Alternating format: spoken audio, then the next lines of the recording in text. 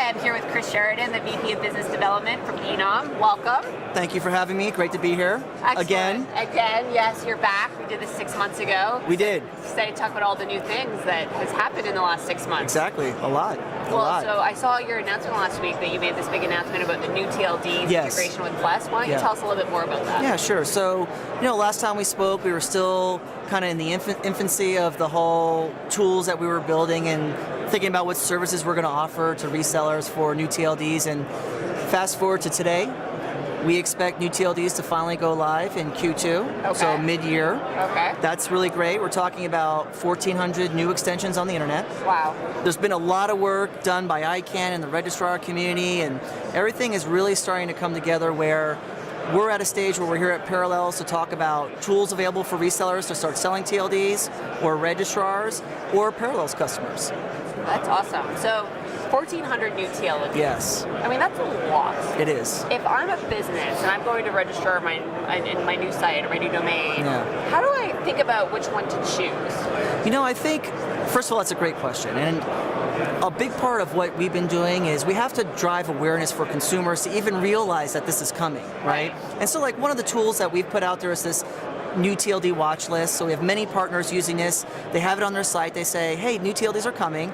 You can browse them by category. So maybe you're a small business and you look at, small business category or, just business category, and you see .shop or .online or .llc or .corp, and you start to kind of get new TLDs into the subconscious of consumers, right? So this tool has been really powerful, simple, easy to use. And then I think once TLDs go live, this is where the registries will start coming in to help market new TLDs. The registrar community will start really branding around new TLDs, raising the visibility of new TLDs.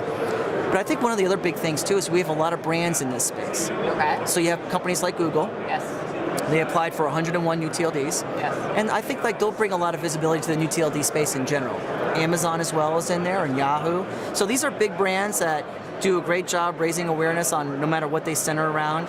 So I think they'll be good for new TLDs. Oh, that's interesting, because there was a lot of controversy around these bigger companies like Apple and Google buying all these TLDs, but from your perspective, you think it will help drive awareness for the larger marketplace? I think a lot of people expected registrars to do this. Like eNom's going to be a registry. Yeah. We applied for 26 TLDs. Okay. The reality is, though, that when we all found out last year, June 13th, the big reveal, which is when you and I sat down, we had finally found out that Google was involved, and Amazon has applied, and Apple had applied for new TLDs. And this is great to finally know for a fact that these companies are excited about this part of the domain space, right? Yes. So it is good, and it's good for people to hear that. And I think to me, it's like validating this whole program when you get big companies like that involved.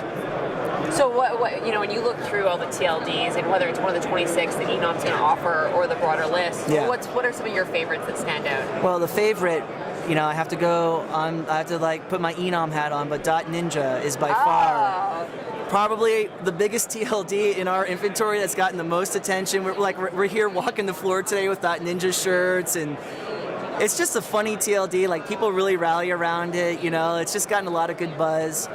But I think other TLDs like .web's been pretty talked about, and I think one TLD that is actually getting a lot of traction, but you just don't hear too much about it maybe in our circles, are IDNs, internationalized domain names. Okay. So, to get native language is pretty historic. That's a big deal. Obviously we're in the US, we're very focused on probably the generic TLDs, but when you go to Europe and Asia and Australia, well, maybe not so much Australia, but the multilingual TLDs are really big. That's a big deal for the internet, to have the TLD in that native language. Yeah. So that's pretty exciting. That is exciting. And so will eNom be offering those TLDs? Yes. Our goal will be to offer as many TLDs as possible through the various solutions we have. We just want as many companies as possible to participate in this. That's amazing. Well, Chris, if you were going to say what's the one thing you're really excited about in 2013? Yes. Well, I'll tell you, the one thing, honestly, and I've been harping on it, but I'm going to be very excited the day that first TLD goes live. That day is the start of this historic 2-year process where 1,000 plus TLDs will be going live every month. Or over 2 years, 1,000 plus TLDs will have gone live. But it'll all begin with that first day when that first TLD hits the net, And that's a day I think in our industry people won't forget. And just broadly, I mean, like you said, it's going to be the day that no one forgets. What do you think will be the overall impact of all these new TLDs on the web? Yeah.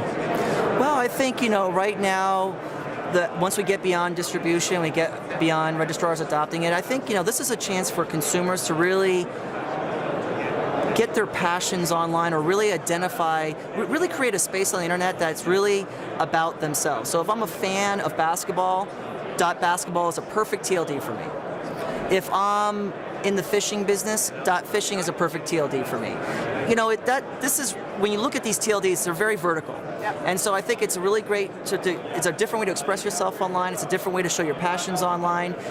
It brings different nuances to search now, and how you look for .bank, how you look for other types of companies online, .attorney, .law. So these are just examples, I think, of as people start really rallying around these different extensions and the visibility gets out there, I think it's going to change the way we really surf the net and look for, domains online. I mean, you see this huge wave of personalization, and this is just one more, like you said, an expression of you or your business, of yourself, to be able to really express yourself.